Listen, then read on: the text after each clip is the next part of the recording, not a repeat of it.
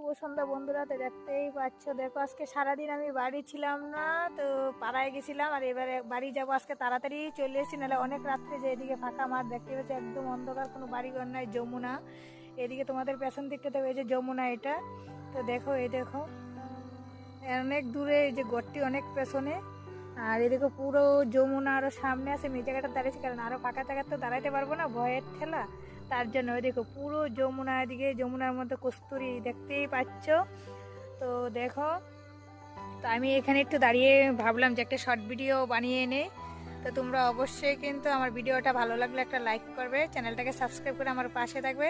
তো আমি দেখো সকালে বেরিয়েছি, দেখো আমার বাইকে আমি দাঁড়িয়ে দিয়েছি, অন্ধকার হয়ে গেছে আজকে তাড়াতাড়ি চলে আসাতে। তো দেখো আমার মালপত্র এখানে আমার পেছনে আছে।